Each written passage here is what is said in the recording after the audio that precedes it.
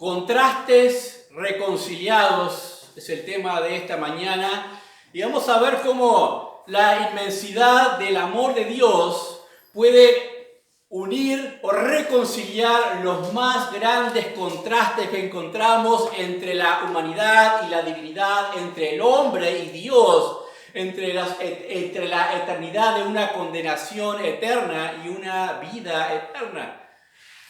Un día como el de hoy, hace casi 2000 años, algunos recuerdan como el Domingo de Ramos, y no es para los futbolistas de Venancio. El Domingo de Ramos y por la superstición algunos tiran ramas o bendicen ramas, que no tienen nada que ver con la realidad sufrida en aquel momento donde el pueblo anhelante de un Salvador, un Rey victorioso que los sacara de aquella condición que estaban debajo del dominio romano y volvieran a ser un pueblo fuerte, grande, dominante sobre la tierra, vieron en aquel hombre que hacía milagros, aquel profeta, aquel que podía ser el enviado de Dios, el que tomaría la posta y lo sacaría, y por eso se encendió la multitud, y cuando venía rumbo a Jerusalén, luego de los milagros y cosas que hacía, la gente decía, Hosana, Hosana, bendito el que viene en el nombre del Señor, y ponían palmas en el camino y ramas, como laureando la gran victoria. Sin embargo, el Señor Jesucristo llora, ve aquello y se lamenta, porque toda aquella gente no sabía lo que decía. Dice, si supieras lo que es este día para tu paz. No tenían ni idea para qué había venido el Señor Jesucristo. Y la gente que va hoy con sus ramitas para alcanzar una bendición no tienen ni idea de lo que la Biblia habla, de lo que realmente es la bendición de Dios en Cristo Jesús. Jesús se dirigía a Jerusalén para ser levantado en la cruz. Él había afirmado su rostro con determinación, porque a eso había venido a morir en la cruz del Calvario por cada uno de nosotros. Y no había nada que pudiera retraerle, que pudiera condicionarle, que pudiera frenarle en su determinación de llegar hasta ese punto de la muerte y la muerte de la cruz. No había siquiera una medición de las obligaciones que le pudieran hacer considerar alguna otra cosa, porque su sublime amor no le dejó. A veces pensamos en algún acto de bondad. Voy a tener un acto de bondad con Lucas. Le voy a regalar este mes una computadora nueva. Ya le brillan los ojos. Pero después pienso, pero no ha traído todo 12 en las calificaciones y me empiezo a retraer un poquito cuando empiezo a hacer consideraciones de algún faltante y no le llevo nada a la computadora. Este me marchaste. Pero a eso me refiero cuando digo que no había ninguna medición de obligaciones, en el sentido de que cuando miró Jesús al hombre, pudo haberse dicho, no, están inmersos en oscuridad, en incredulidad, no sé si voy a ir a la cruz, pero no, él determinado fue porque tenía un amor sin igual. En nuestro estudio que estamos teniendo en el Evangelio según San Juan, vamos a ver Juan capítulo 3, para continuar nuestro texto, Juan capítulo 3, versículos 14 al 17.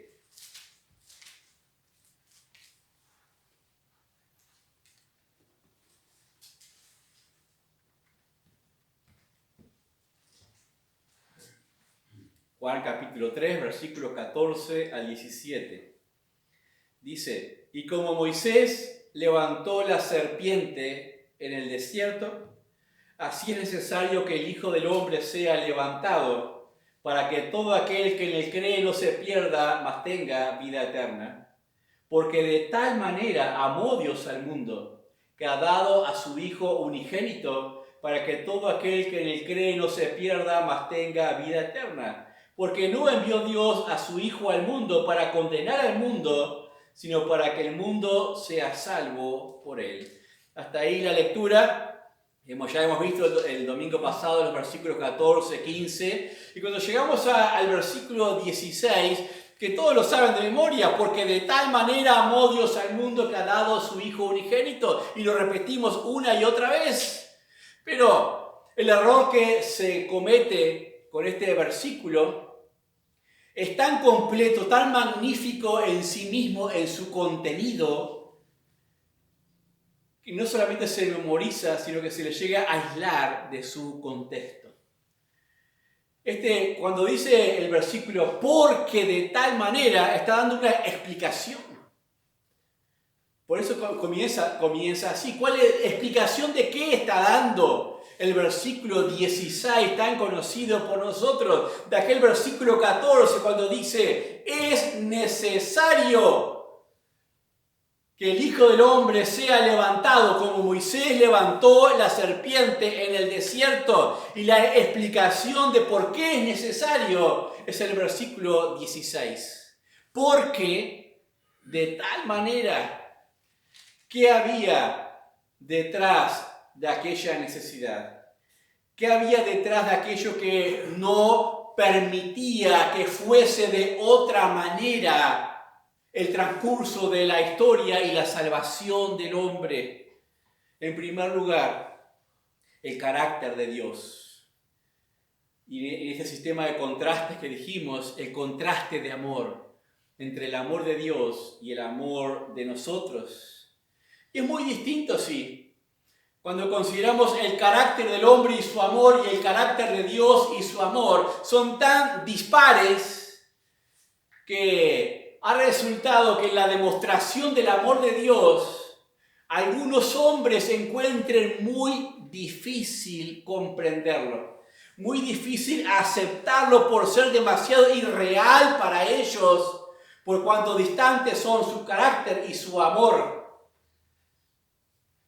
Entonces, le rechazan por incomprensible.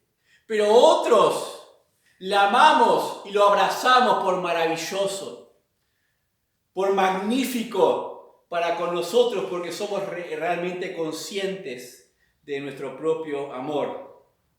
Dios es amor.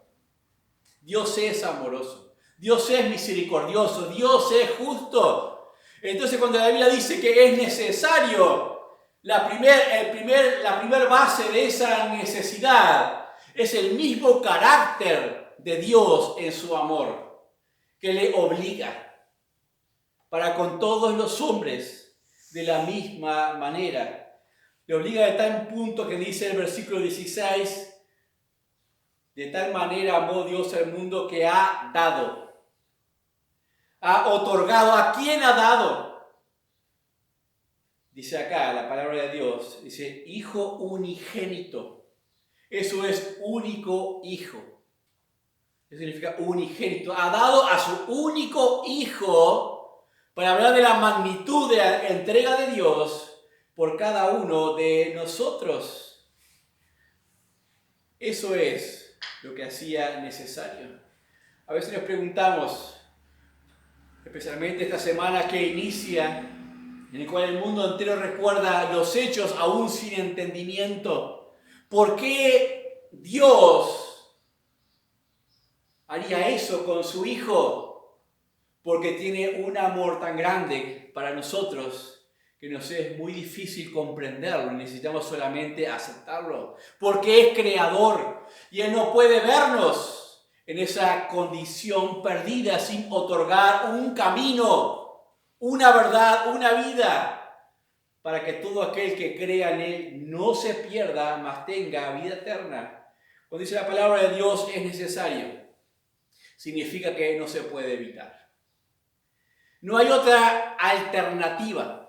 No hay otra forma posible para el hombre, sino que el Hijo del Hombre, Jesús, fuese levantado y muerto en aquella cruz.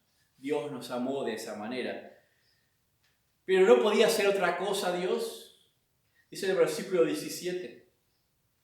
Porque no envió Dios a su Hijo al mundo para condenar al mundo.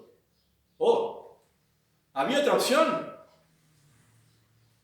Había una opción más razonable. Había una opción más consecuente. con el carácter del hombre, una opción más consecuente con la condición del hombre. ¿Cuál era? ¿Enviarlo a condenar al mundo? Dice, pero Él no lo envió a condenar al mundo. Como dice Romanos 5:8, mas Dios muestra su amor para con nosotros en que siendo aún pecadores, Cristo murió por nosotros. Esa es la demostración del amor de Dios. Dice también la Escritura, Dios no quiere que nadie perezca, sino que todos procedan al arrepentimiento. Eso es el corazón de Dios en el Evangelio, en la palabra de Dios. Y ahí vemos el contraste entonces.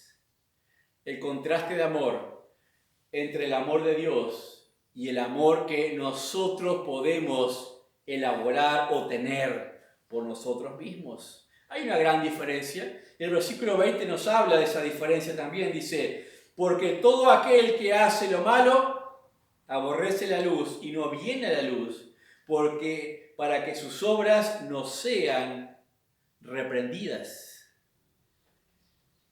El contraste de amor queda manifiesto en las acciones, en las obras. Aquí vemos la obra de Dios, la cruz del Calvario. Las obras de los hombres jamás llegan a alcanzar tal magnitud, ni siquiera por un semejante. Y esa es la verdadera expresión del amor. La verdadera expresión del amor está dada en la determinación y la acción. Esa es la verdadera expresión del amor. Si alguien dice que te ama, pero no tiene acciones y determinaciones consecuentes con esa expresión, ¿te está amando? No, en ninguna manera lo está haciendo. ¿Qué hace el hombre con su determinación? ¿Qué hace el hombre en sus acciones? Corre a Dios. Se preocupa grandemente en agradar a Dios, en hacer lo que Dios dice. ¿Hace eso el hombre? No, al revés. Quiere huir de Dios para que sus obras no queden manifiestas. Sus obras no queden manifiestas. El hombre se aleja por sí mismo de la demostración del amor de Dios justamente por el contraste. No quiere sufrirlo el contraste. No quiere admitirlo. No quiere admitir su propia condición y necesidad o alejamiento. Dice la palabra de Dios que la luz vino al mundo, pero el hombre dice que aborrece la luz, no viene a la luz. ¿Por qué el hombre no viene a la luz? Para que sus obras no sean manifiestas. ¿Qué es lo que hace la luz entonces? La luz juzga a la oscuridad. Hagan la prueba, entren en una habitación oscura y encienden una luz. ¿Qué pasa ahí? La luz juzga a la oscuridad y deja el manifiesto todo lo que es. Entonces, si cuando el hombre se expone a la luz de Dios, a la palabra de Dios, queda expuesto. Entonces, ¿qué es lo que emana en el hombre? Emana la culpa, emana la necesidad, y el hombre se siente frágil y débil ante la culpa y la necesidad propia. Y no le gusta ese sentimiento. Y nos van a rechazar cuando le hablemos del Evangelio del Señor Jesucristo. Por eso que se revela. Por eso que muestra. Y no les va a agradar demasiado que les hablemos de la inmensidad del amor de Dios. Por el contraste. Y porque queda el manifiesto que están allá abajo. Dice el versículo 18. El que cree en Él no es condenado. Pero el que no cree ya ha sido condenado porque no ha creído en el nombre del unigénito Hijo de Dios. Qué interesante. El estado del hombre es deplorable, depravado, y el veredicto por defecto es la condenación. La condenación por la propia incredulidad y negar la provisión de Dios. El veredicto por defecto es condenado. El hombre es condenado. Entonces, lo primero que hace necesario la cruz de Cristo es el gran amor de Dios, que revela el contraste entre su amor y el amor de nosotros. En segundo lugar, el contraste eterno, el destino del hombre. Dice el versículo 15, vamos a leer, y el 18. Para que todo aquel que en él cree no se pierda, mas tenga vida eterna. El 18 dice, el que en él cree no es condenado, pero el que no cree ya ha sido condenado porque no ha creído en el nombre del unigénito Hijo de Dios. Perdición, condenación son lo mismo en este pasaje, en este contexto. Y ahí está el contraste. Dios eterno en gloria, ofreciendo vida eterna. El hombre finito, limitado, rumbo a una condenación eterna, muerte eterna. Hay un contraste de destinos allí que necesitan ser reconciliados. Y solo el amor, gran amor de Dios puede reconciliar estas cosas. Es necesario para el hombre perdido que Cristo muera. Es necesario por cuanto la condenación del hombre es el veredicto por defecto que lleva sobre sus hombros. Hay dos extremos: vida eterna, perdición eterna o condenación eterna. Ahora, mi pregunta es, ¿solo por no creer el hombre es condenado? Es una pregunta que me han hecho en varias oportunidades planteando hipótesis. Por ejemplo, han dicho, en una isla, en un pueblo en el cual la gente nunca escuchó de la Biblia, del Evangelio, esa gente no tuvo oportunidad de creer, entonces también es condenada. Si la Biblia dice el que no cree es condenado, ¿es solamente por no creer que el hombre es condenado? El hombre es condenado porque la paga del pecado es muerte. Cuando leemos en Romanos 5:12 dice, el pecado entró en el mundo por un hombre y por el pecado la muerte, así la muerte pasó a todos los hombres por cuanto todos pecaron.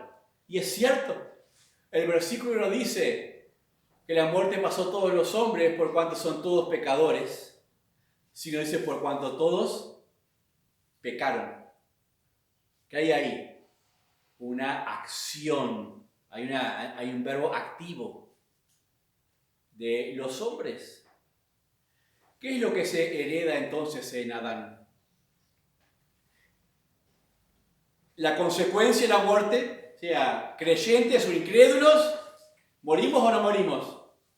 Morimos, la paga del pecado, lo que se hereda, la consecuencia hereditaria es la muerte, la condición depravada, la inclinación del hombre hacia el pecado, pero no la imputación de culpa. La imputación de culpa es por cada pecado. Por cuanto todos pecaron, están destituidos de la gloria de Dios. La mejor demostración de eso son los infantes. Los niños abortados, justamente hace unos días era el día del niño por nacer. Si uno dijera que en Adán todos son imputables de culpa condenatoria, entonces todos los bebés antes de nacer son imputados de culpa condenatoria. ¿Entienden eso? Pero la Biblia dice, por cuanto todos pecaron, tiene que haber una acción de pecado en el hombre para ser condenado. Condición es una cosa, condenación es otra. ¿Entienden la diferencia?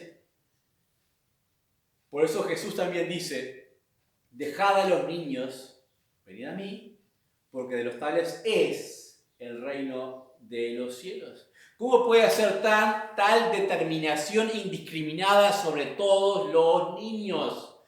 Está teniendo en cuenta a los niños antes de la etapa de la conciencia de pecado. De todos ellos es el reino de los cielos. Están con una condición limitada, depravada, pero todavía no han tomado la determinación de la desobediencia, la culpa. Y nada de esa excusa de decir, pero si uno no conoce a Dios ni la palabra de Dios, entonces nunca va a sentir culpa, porque Romanos capítulo 2 lo explica. que el hombre tuvo conocimiento de Dios a través de las cosas creadas. Aún la propia conciencia nos revela y nos dice qué está bien y qué está mal. No es solamente lo que hace la Biblia, lo que hace la ley es revelar, manifestarlo de una forma visible o popular, o sea,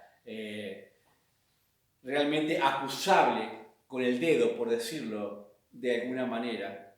Ahora, la explicación de este versículo entonces, que habíamos leído recién, versículo 18, el que cree en él no es condenado, eso es presente. Pero el que no cree ya ha sido condenado, ya ha sido. ¿Por qué? Porque es personal. Ha tomado una determinación, no ha creído. No dice, el que no cree es condenado porque ya todos estaban condenados. Dice, el que no cree ya ha sido él condenado. ¿Por qué? Porque hay un veredicto por defecto. ¿Entienden? Hay un veredicto por defecto de que todos somos culpables. El que no cree ya ha sido condenado. Y el versículo 19 nos revela un poquito más y nos dice, ¿por qué no creyeron? ¿Por qué no creen? Dice, y esta es la condenación, que la luz vino al mundo y los hombres amaron más las tinieblas que la luz, porque sus obras eran malas. ¿Por qué no creyeron? ¿Por qué no creen? Por lo que hay en sus corazones. Por eso no creen. Por lo que aman. También es una acción voluntaria, activa. Ese rechazo refleja el pecado reinando, las directivas del pecado gobernando la naturaleza depravada, que no quieren ceder ese reino del alma. En tercer lugar, el contraste entre la luz y la oscuridad lo vemos en la expresión de vida. Leemos de nuevo el versículo 19 al 21, dice, y esta es la condenación, que la luz vino al mundo, y los hombres amaron más las tinieblas que la luz, porque sus obras eran malas. Porque todo aquel que hace lo malo aborrece la luz y no viene a la luz, para que sus obras no sean reprendidas. Mas el que practica la verdad viene a la luz, para que sea manifiesto que sus obras son hechas en Dios. La luz, la que era la vida de los hombres según Juan, capítulo, los primeros versículos, dice, y aquel verbo, dice, y aquella luz que alumbra a todo hombre venía a este mundo, y la luz era la vida de los hombres. ¿Por qué debía venir aquella luz? ¿Por qué debía venir el Señor Jesucristo a morir en la cruz de Calvario por nosotros? ¿Por qué debía ser levantado, expuesto? Porque el hombre estaba en tinieblas. Porque el mundo estaba en tinieblas. Y por ende, en condenación y en muerte. Es necesario. Era necesario que la luz viniese a este mundo. Pero no vino como una luz avasallante. No vino como una luz que aplastaba, sino vino como una luz que se exponía para ser vista, para ser guía, para ser recibida, para que el hombre en oscuridad se dirija hacia él. Y eso es lo que hace la predicación del Evangelio. El Evangelio corre ese velo para que la luz de Cristo llegue, pero el hombre rechaza igual la luz. Los hombres rechazan la luz por lo que hay en sus corazones. ¿Qué hay en sus corazones? ¿Qué es lo que aman sus corazones? El pecado. Ama sus propias vidas, ama sus propias determinaciones, ama su tiempo acá, en este espacio. Lo que dice estos versículos también, por la acción de Dios en Cristo Jesús, se marca un contraste de vida en la condición de los hombres. Se marca por esta acción de Dios, un contraste de vida en la condición de los hombres. Y esto no es un punto legal de contraste, sino vital. ¿Qué quiero decir esto con legal o vital? No es legal en el sentido de decir, bueno, yo he creído en Cristo Jesús, ahora legalmente soy justificado y soy bueno delante de Dios. Sino vital. Vital significa que realmente las vidas son cambiadas en Cristo Jesús. Realmente todo es hecho nuevo en Cristo Jesús. Eso es el Evangelio. En el versículo 21, más lo que practica, el que practica la verdad viene a la luz para que sea manifiesto que sus obras son hechas en luz. Hay una práctica. Si dices que crees en Cristo Jesús, en Dios, en la provisión de Dios por el pecado en la cruz del Calvario, para vida eterna y todo lo que implica, ¿no? Redención, expiación, propiciación, justificación, todas estas cosas grandísimas que implica todo esto, tiene que haber también determinaciones en las acciones que queden comprometidas para con Él. ¿Entienden? También deben haber cambios en las vidas. Tienen que haber cambios en la vida. Para no perder el contexto, ¿recuerdan con quién llevaba a cabo esta charla el Señor Jesucristo, esta exposición? ¿Con quién era? ¿Alguien recuerda? Pues lo perdemos de vista ya hace como 2 domingos más atrás. Nicodemo, un maestro de la ley. O sea, no perdamos nada de su contexto, ¿no? Era un maestro de la ley, Nicodemo. Y por eso en el versículo 21 cuando dice, mas el que practica la verdad viene a la luz para que sea manifiesto que sus obras son hechas en Dios. Nicodemo fue a él de noche. Punto a tener en cuenta. Y Jesús les quiere decir algo clarito a Nicodemo acá. Nicodemo, tú amas la verdad, te preocupa estar en la verdad, te preocupa llegar a Dios, te preocupa ser agradable delante de Dios y todo eso es muy bueno como religión, pero necesitas que tu determinación también te lleve hacia la luz, hacia la manifestación directa de tu fe, de tu proclamación, de tu confesión, de que Jesús es el Cristo. Esto que haces de noche, hazlo de día. Manifiesta de día tus obras. Ven a Él. Porque ese es el resultado de creer en la luz. Es que las obras son cambiadas. Ser solo un religioso que cree en Jesús y pretende practicar algunos aspectos de la verdad, no necesariamente nos lleva a encontrar nuestras obras en Dios, como dice también Mateo capítulo 7, versículo 21, cuando dice que en aquel día dirán, Señor, Señor, pero hicimos esto y aquello y lo otro en tu nombre.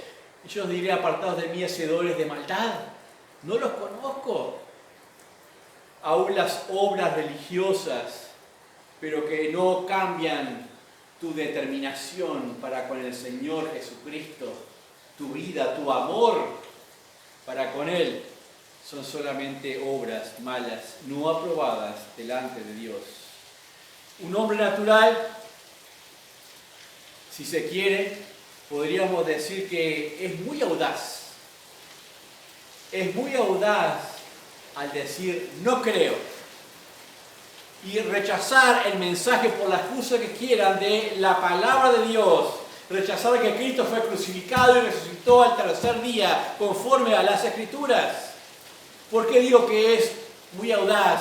Porque con toda su audacia se hace el más torpe posible por cuanto imprime el sello de su condenación ya de alguna manera, como dijimos, por defecto, por su pecado. Lo hace simplemente, lo sella sobre su propia vida. Y esa torpeza le lleva rumbo a una condenación eterna. Son muchos los que conocemos que rechazan el mensaje del Evangelio y no son capaces de tomar una determinación en luz de ir a Jesucristo y manifestarle y decirle y mostrarle a los hombres que su vida ahora es otra y le pertenece a otro. El contraste de la expresión de vida está determinado justamente por la preferencia del amor, por la preferencia que hay en nuestros corazones. Ahí se va a realmente manifestar el contraste en las vidas. Pero pastor, yo todavía en mi vida no veo una cosa que diga, soy un cristiano, estoy haciendo cosas de cristiano, no las puedo ver. Bueno, mira lo que hay en tu corazón primero. Mira qué cosas estás amando, qué preferencias hay allí. No se queda corta la palabra de Dios cuando nos dice, engañoso es el corazón más que todas las cosas. ¿Quién lo conocerá? No se queda corta al decirlo, porque engaña de tal manera al hombre que le lleva ciego a una condenación eterna. Un pasaje más para terminar. En Juan también, Juan capítulo 12.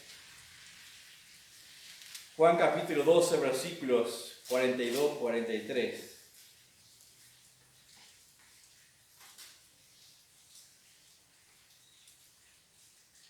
Juan capítulo 12, versículos 42-43 dicen: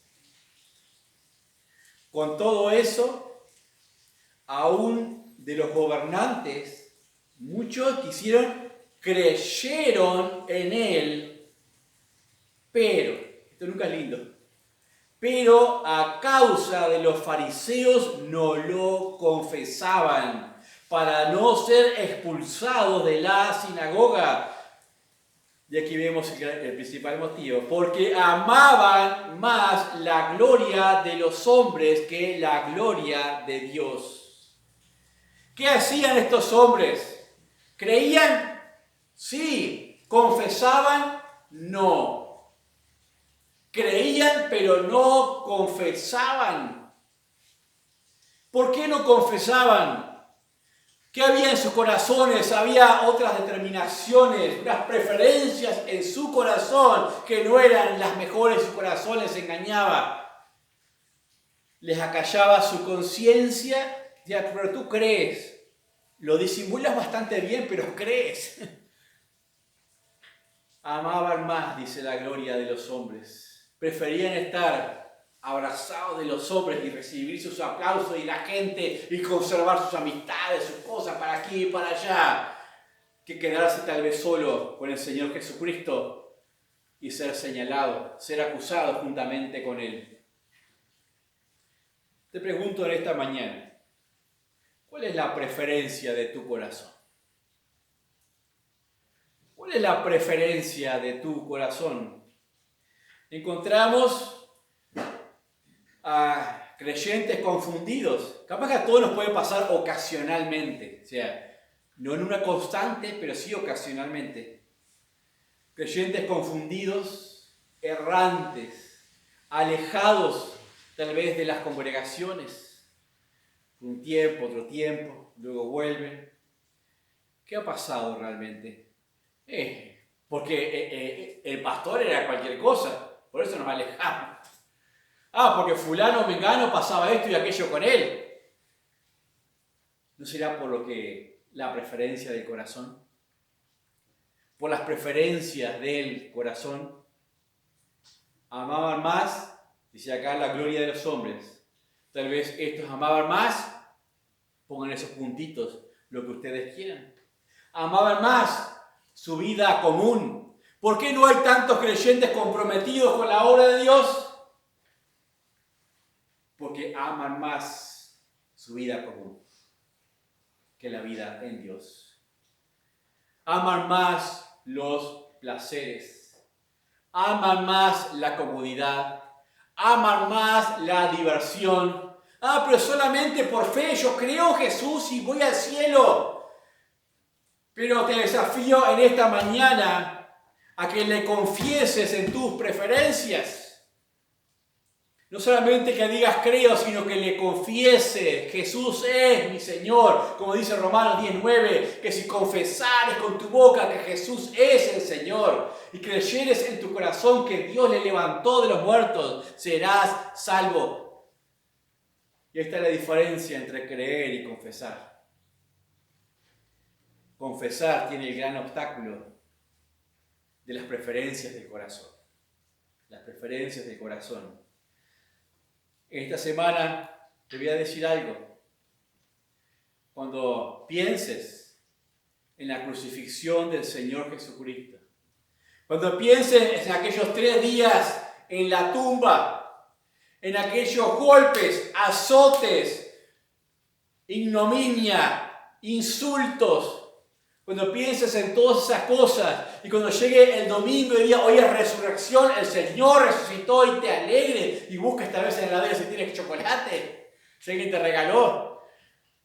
Antes de todas esas cosas, piensa en las preferencias de tu corazón, porque Dios prefirió amarnos de tal manera que dio a su Hijo a morir por nosotros.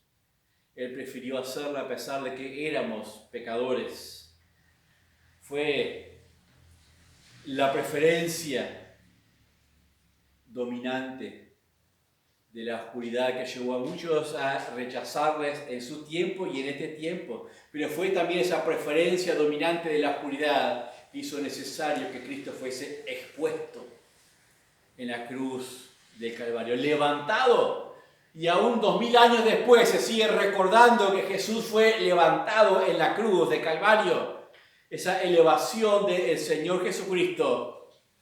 Es el versículo 46 de este pasaje de Romanos 12. Yo, la luz, he venido al mundo para que todo aquel que crea en mí no permanezca en tinieblas. El hombre en tinieblas, ¿qué sucede cuando cuando a las tinieblas arrimamos la luz? ¿Qué sucede? Se disipan las tinieblas, porque la oscuridad es la ausencia de luz. Para eso vino Cristo Jesús. Y terminamos citando el primer versículo que leímos. Como Moisés levantó la serpiente en el desierto, es necesario que el Hijo del Hombre sea levantado. Recordemos ese proceso de levantamiento.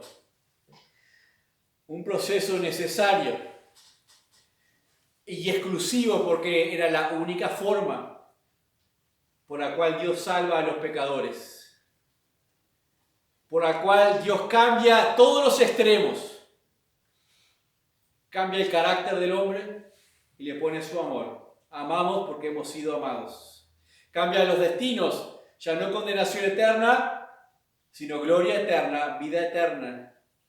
Cambia las vidas, ya no en tinieblas, sino que ahora en luz. Ya no obras en la carne, sino obras en el Espíritu Santo de Dios. Cambia todos los extremos, un amor sin igual. El gran amor de Dios manifestado allí. El pueblo de Israel en el desierto, recuerdan, vimos el domingo pasado, caminaba con un amor preferente. No era del Dios que lo había sacado de Egipto. No era por el Dios que les proveía en el desierto. No era por el Dios que les dio la ley. Tenían una preferencia sobre Egipto. Sobre el pan que tenían allí, estaban hastiados del pan que Dios les había dado. Les daba todavía. Tenían una preferencia en sus corazones y esas preferencias les trajo muerte a través de aquellas serpientes en el desierto. Pero preferir la provisión de Dios en aquellas serpientes levantadas en el asta les trajo vida. Porque de tal manera amó Dios al mundo que ha dado a su Hijo unigénito para que todo aquel que le cree no se pierda, mas tenga vida eterna. Y dice Juan 3:36, el que cree en el Hijo de Dios tiene la vida, pero el que rehúsa creer en el Hijo de Dios no verá la vida, mas la ira de Dios está sobre él. Vamos a orar. Padre, damos gracias en esta mañana por tu palabra preciosa, Señor, porque nos deleitamos en tu grande amor para con nosotros, a pesar de no llegar a comprenderlo en su magnanimidad ni en lo sublime que ha sido, Señor. Pero, Padre, creemos, oh Dios, que realmente tu Hijo Jesucristo estaba allí, Señor, muriendo por nosotros como tu Cordero, el Cordero que enviaste para la remisión de nuestros pecados, oh Dios, y que ha resucitado y tenemos y abrigamos esa esperanza gloriosa de resurrección. Gracias, Padre, por ese amor que cambia nuestra realidad y nuestra eternidad, oh Dios. Padre, ruego por los presentes, ayúdanos en las determinaciones de nuestro corazón. Padre, ayúdanos en las preferencias que tenemos allí para irlas cambiando a la luz de tu palabra, Dios. Padre, ruego por los ausentes, los que no han podido llegar, para que puedan también revisar sus preferencias, Padre, las preferencias de su corazón, para estar bien delante de ti, oh Dios. Te lo pedimos en el sagrado nombre del Señor Jesús. Amén.